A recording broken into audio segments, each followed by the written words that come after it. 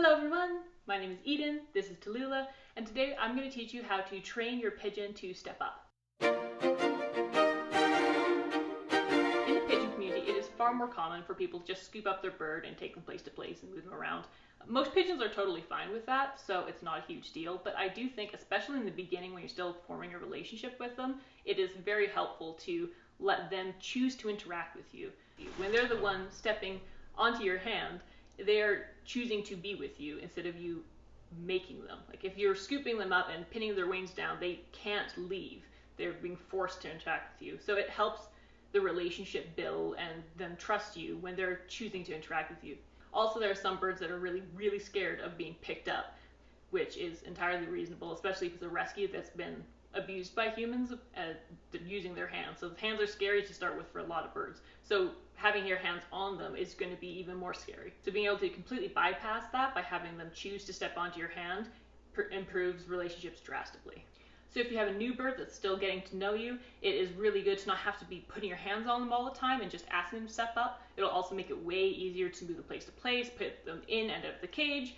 It just simplifies all that drastically. And if you have a bird that's already well established that you've had for years, I noticed, even though I'd had Tallulah for almost a year by the time I started doing training to step up, there was a big change and improvement in our relationship after that point.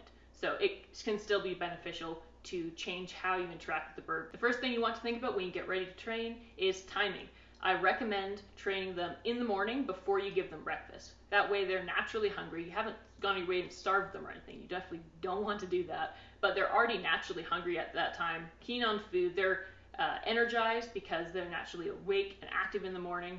So it all just works really well. It's ideal to train them in the morning before breakfast if at all possible. The most important thing to look for when you're looking for where you're going to do this is that you want it to be a spot for them to be that's not going to be full of distractions. So something smaller, like if you have a small coffee table or something like that, if you're looking for a flat surface because your bird's extra clumsy or doesn't like sitting on perches. I personally prefer working with a perch. Tallulah does really well. If you choose to have a perch, then you want to also remove the distractions. So I've taken the bowls out to make it so that she's not distracted by that, or eating in between because you want them to be excited to get your food that you hold, not the food that's sitting right beside them. Now, another thing to keep in mind when you're choosing where you're going to be doing the training is not only the surface you're going to be using, but where that is. If it's in a really busy space with lots of people, maybe either wait for everyone to be gone or do it at a different location, because if there's a lot going on around them, they'll be too distracted or too nervous to really be able to focus on what you're doing. If you're going to be using a perch for your training, I highly recommend wrapping the perch in vet wrap. It will provide more grip, which is especially valuable with pigeons since their grip strength balance situation is not as good as parrots at all. So having this bit of help makes it easier for them to work on a perch. Now, before you start training your bird to step up, you want to make sure that the bird is actually ready. If you have a new bird, that is especially relevant. If they are still super terrified of you, if you can't walk in the room without them cringing away, if you can't reach towards them at all, if they won't accept food from your hands, it's too early for this. So you're going to want to take a step back and work on building the trust before you start trying to be more hands-on with them. I'm going to be releasing a video series on how to gain the trust of a pigeon in a little bit, so I'll link that below once that's out. But if your bird is readily taking food from your hand and not scared to be around you, even if they don't want to necessarily interact with your hands, then that is a perfect time to start working on this training. Now, something that's very important to keep in mind when you're doing your training sessions is to keep it super short. So between 1 to 3 minutes is a pretty good length. I know that seems really short, but they don't have the longest attention spans, and you want them to look forward to doing their training sessions, to not be getting tired and grumpy, because if you end it on a sour note where they're getting fed up with it, that's what they're going to remember, and that's what they're going to think about the next time you take out this stuff, and you want them to be like, ooh, yay, this is exciting activity. That was really cute. Hi. You cozy. This is a good spot. I realized that the 1 to 3 minutes is a very short amount of time, so I recommend, especially in the beginning, setting yourself a little timer to go off, not alarming sounds because you don't want to freak them out at the end of your training session, just to have a timer that will go off after that period of time to remind yourself that it's time to bring it to a close. Now, if your training session is not quite done, but they do something that you've been working towards, like you've been working on getting them coming closer and closer to your hand, and for the first time ever, they've stepped onto it. That's a perfect spot to end the session. Give them a whole bunch of treats, tell them they're a fantastic bird, and then bring it to a close. Leave it on a high note. So once you have a place in mind that's ready for you to do the training, whether that be a small table or a perch, you're going to need some treats. Now what you're going to want to use for the training treats are whatever your bird prefers. I recommend finding a list of different seeds and grains that pigeons can eat and that are good for them, and then just experiment and figure out which one they prefer. This will also likely change over time, so if they go from loving something to thinking it's gross, then just roll with it and switch to using the next thing that they're enjoying. One thing that's nice is that with pigeons, I've found that she doesn't necessarily find a particular seed less exciting, even though it's in her normal seed mix. So if their favorite thing is millet and there's millet in the normal seed mix, but they still love it anyway, just go with it. It doesn't matter that they're eating it already if they still find it exciting in the training session. At the moment, Tallulah's favorite is buckwheat and mung beans, so that's what we're using today. The next thing you're going to need is a clicker. You can get these for really for prices from pet stores, Amazon, even toy stores often sell them as like click-it sound makers. They're all the same. Just find one that is the price you wanted or a particular shape, doesn't really matter. As long as it clicks, it will work. For anyone unfamiliar with training using clickers, essentially you are taking a snapshot of the moment where they did the right thing. It is a much more precise sound, so you can pinpoint exactly what it is you're wanting them to do. So you want to be as accurate with this as you possibly can. A common way of thinking about it is thinking of the click as taking a picture of what you want them to replicate. It's just a lot more precise than saying good job, because good job takes a lot of time to say, so they might not necessarily know what point in their action is what you're rewarding. Whereas this is very precise and quick to use, so it's perfect for the task. Next, you're going to need the target. I recommend using chopsticks. Make sure they're new and never used, because human saliva is really bad for birds, so you don't want that crossing over. Chopsticks work great because they're the perfect size, they're food safe, even just the cheap ones that you get in takeout is perfect. The first thing you want to do when you start to do the training is get your bird used to the clicker.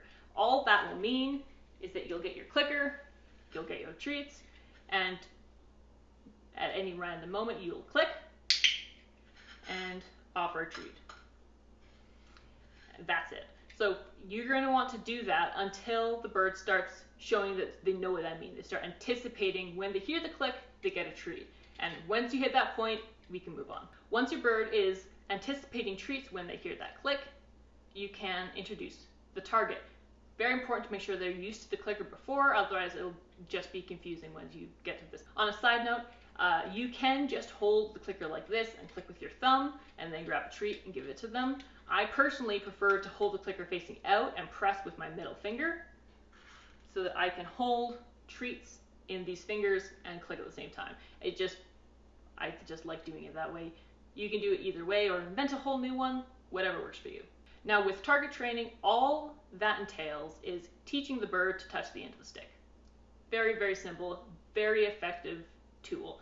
You want to do target training first because once you've done that, it provides a way to teach them more complicated things later on, like stepping onto a hand. All you're going to do is offer the stick just there and click when they touch it and give them a treat. That's it. Tallulah already knows what this is, which is why she was like, sweet, I get the stick. Your bird might be a bit more hesitant. Just hold it within their easy reach, just not sticking it right in their face, and wait until they touch it. It might take a bit for a really nervous bird, but they'll get there eventually. All you're going to do is do that until the bird is really good at touching the stick when it is offered. Good job. Once they're reliably touching the stick, you can move on to the next step. All that is holding the stick so they have to move their feet. Or in this case, just reach farther than I anticipated. Good job. Shuffling their feet, even just that very first little shuffle, you want to do it nice and close so they don't have to go too far, and give them a treat as soon as they have done their job. And you're going to want to continue practicing this until the bird is really comfortable with walking over and touching the stick. So once your bird is reliably moving to touch the target, you can move on to the next step. At this point, you're going to need a free hand, so just lay the target stick in your palm with the clicker on top so you can press the button.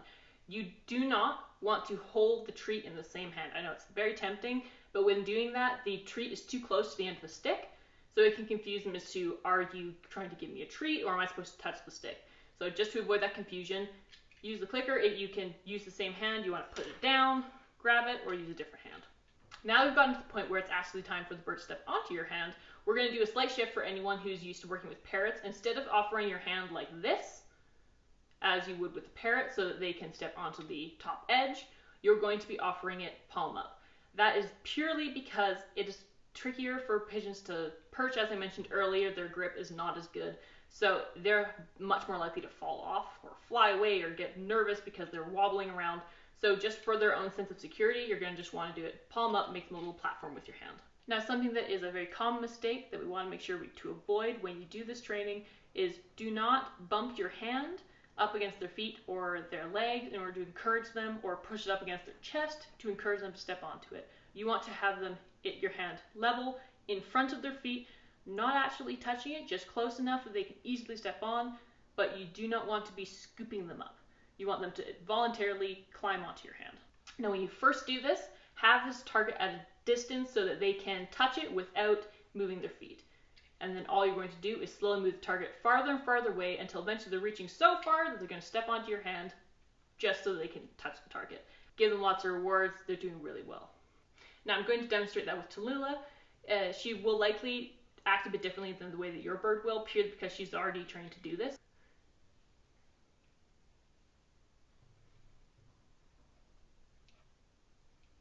Good job. Very good. Well done. Very good. The first time they ever get completely onto your hand, you can just give them a whole bunch of treats because they did so well, they deserve it. Likely, the first time you're only going to get 1 foot. You can reward that. Click it, give them a treat when they touch the stick. Good job. That's a really big thing, especially if they were scared of hands to begin with. Getting 1 foot on is a big accomplishment. So now that you've got your bird successfully on your hand, they've stepped onto your hand to get the stick, we're going to start training the reverse, which is train them to step down. All you will do is the same thing again, only you're luring them back onto the perch. Once you're able to get your bird to step on and off your hand, reaching for the target, you're going to do that until they're quite comfortable with it. Now, you will continue to practice that until your bird is just really confident with stepping onto your hand to get the stick. At that point, you can lose the stick. This will likely be a bit confusing because they're going to only know I'm going for the stick, but at this point they should have figured out that part of the goal is to step onto the hand. Now, good job, you're so fluffy. You're so fluffy. Thank you for the kisses. Once you're not using the stick, I recommend rewarding the first foot put onto your hand to help give them an idea of what their goal is. Once they are stepping onto your hand without the stick, you're going to want to start clicking when their second foot is on your hand, so when they're all the way on. Otherwise, you might just train them to put 1 foot on your hand, which is not exactly what we're looking for. Good job. It's a big stretch. So this is an example of what you're going to be looking for. Step up. Good job. Once you have them on your hand, I recommend clicking and rewarding. You can just have them hang out there for a couple moments. As long as they're looking comfortable and like it's not pushing them too far, you can just reward them for being on your hand to make it so that they don't want to get off immediately, because if they only get treats when they get onto your hand and when they get off, they're not going to want to linger. So you want to teach them that lingering on the hand is also fun. Good job.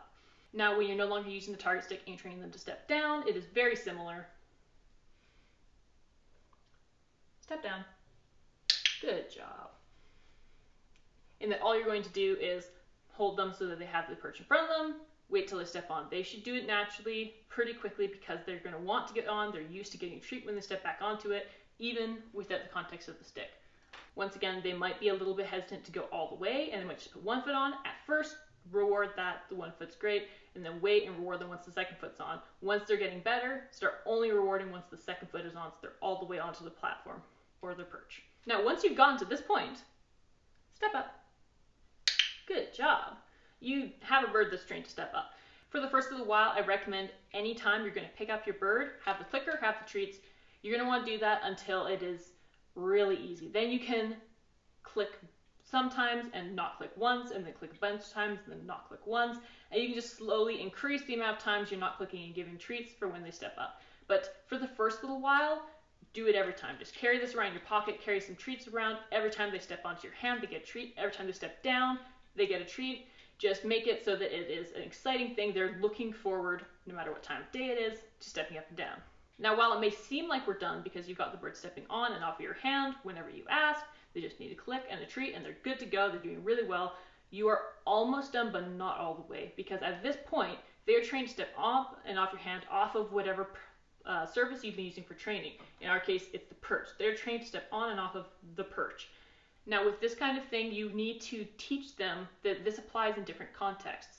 So you're going to want to take your bird and move them to a different location. What moving to a different location does is give them context, that the words that you're saying and the actions you're doing apply even when the location is different. They're not being trained to associate the command only with that one spot. It applies anywhere you are.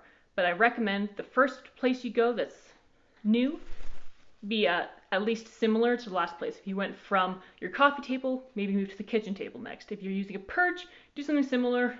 In our case, we're going to be using the back of a chair. Step up. Good girl. Step down. Well done. And it's that simple. Just practice stepping up, stepping down, exactly what you were doing before in just new spots. Now, once they're coming and going from the new location reliably and confidently, you can start mixing it up even further. Have them go down onto a couch, have them go down to the table, onto the floor, onto a high bookshelf. Just mix it up.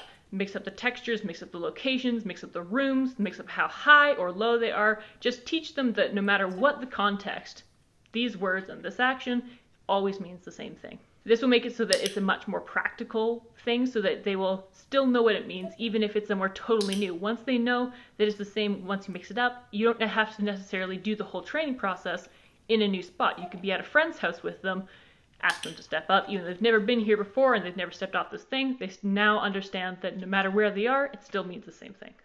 My last piece of advice before we end the video is to just go at their speed. If they want to go really fast and plow through it, perfect. If they need to take their time and take weeks or months to learn the simplest thing, that's okay too. Just go at this pace. The most important thing is that both of you can enjoy it. It can be an activity that you can both look forward to doing together that will also have practical uses in the future.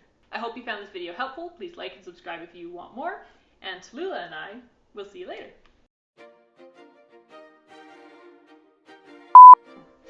Yeah. Place in mind to do that training. The next thing you're going to need